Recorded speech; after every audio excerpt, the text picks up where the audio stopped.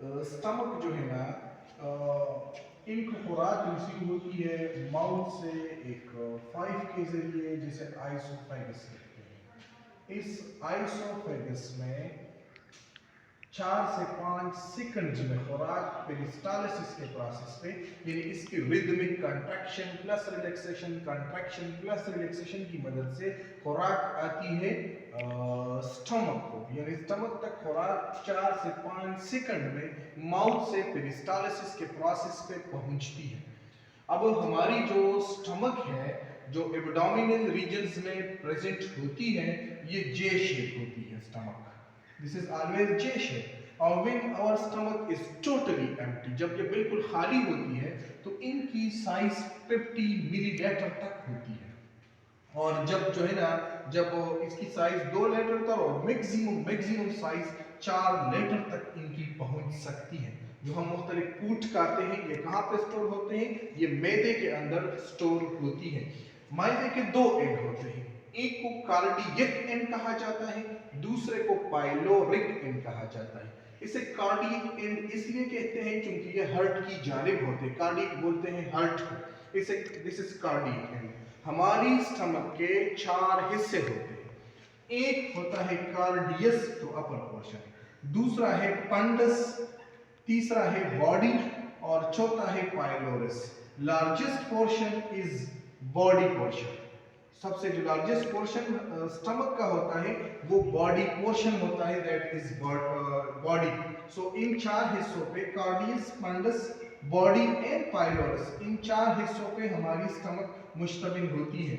हमारी stomach 4 functions करते हैं, 3 फंक्शंस करते हैं। नंबर 1, स्टोर द फूड, खुराक को स्टोर करना। जो हम मुख्तलिफ किस्म के खुराक खाते हैं, ये कहाँ पे स्टोर होते हैं? ये स्टमक में। अगर हमारी स्टमक की साइज नॉर्मल साइज से छोटा हो जाए तो फिर क्या होगा? हम एट ए टाइम कम खुराक खाएंगे। मिसाल के तौर पर रोटी का चौथाई हिस्सा खाएंगे और फिर बार बार हमें भूख लगेगी और हम कम मिकदार में रोटी खाएंगे। दूसरा, ये स्टोर द फूड। दूसरा हो गया डाइजेस्ट द फूड। खुराक की डाइजेशन जो है ना स्टमक में होती है। So it is also major digestive organ in digestive system. So ये यहाँ पे खुराक की डाइजेशन होती है और जो खुराक यहाँ पे डाइजेस्ट होता है वो एक शक्ल इख्तियार करते हैं जिसे काइम कहा जाता है। काइम जो है ना, इसी खुराक को यानी सेमी डाइजेस्टिव फूड को स्मॉल इंटेस्टाइन तक देना। पाइलोरिक एंड से स्मॉल इंटेस्टाइन स्टार्ट होती है। सो जो काइम बन चुकी होती है उस काइम को कहां तक देना? उसको स्मॉल इंटेस्टाइन तक प्रोवाइड करना। ये 3 फंक्शन है हमारे स्टमक के। हमारी जो स्टमक है ना, वो 4 किस्म के सेल्स का बना होता है। इनमें एक होता है पेरिटल सेल्स। पेरिटल सेल्स 2 तरह के होते हैं। एक इनमें हाइड्रोक्लोरिक एसिड सिक्रीटिंग सेल है जो HCl खारिज करते हैं हमारे मैदे में, जो कि pH को 1 से 2 तक लेके आते हैं, एसिडिक मीडियम प्रोवाइड करते हैं एंजाइम्स, पेप्सिन्स के लिए। सो ये एक इम्यूनिटी सिस्टम का हिस्सा भी है, क्योंकि जो जरासीम फूड में प्रेजेंट होता है उनको मारना और साथ साथ एंजाइम्स के लिए कंडीशंस प्रोवाइड करना ताकि वो डाइजेशन कर सके। सो हाइड्रोक्लोरिक एसिड सेल होते हैं जिन्होंने pH 1 to 2 तक लेके आना है। दूसरा इंट्रिंसिक सेल्स होते हैं। दिस इंट्रिंसिक सेल का काम प्रोटीन्स बनाना होता है और यही प्रोटीन्स जो है ना, ये विटामिन्स को, स्पेशली विटामिन B12 को अटैच होते हैं और इनको एक फैसिलिटेटेड डिफ्यूजन में मदद देते हैं।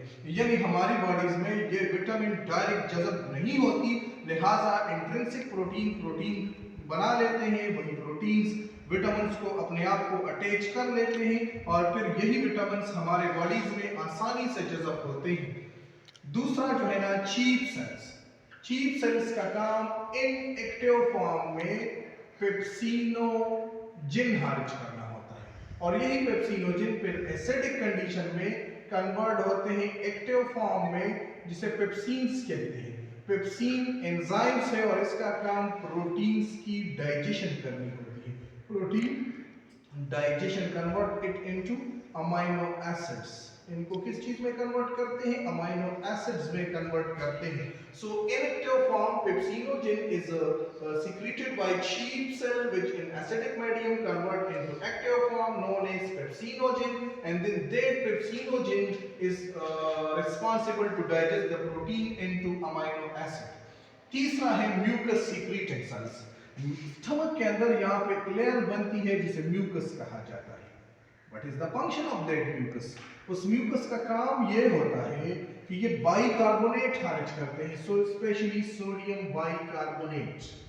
अब आपसे अक्सर लोग ये सवाल करेंगे, चूंकि HCl स्ट्रॉन्ग एसिड है, अब एसिड अगर किसी जगह पे पड़े तो इसका कोरेशन होती है, वो इसी चीज को जला लेते हैं, बर्निंग सेंसेशन लेके आते हैं, तो फिर हमारी स्टमक इनसे क्यों बच जाती है? तो ये जो यहाँ पे जो लेयर होती है जिसे म्यूकस कहते हैं, म्यूकस सीक्रेटिंग सेल्स कहते हैं, जिन्होंने म्यूकस बनाना होता है, इसी म्यूकस में सोडियम बाइकार्बोनेट होते हैं. यही सोडियम बाइकार्बोनेट HCl के साथ कंबाइन होते हैं और ये बना लेता है NaCl plus H2O plus CO2. एक न्यूट्रलाइजेशन रिएक्शन करवा लेते हैं.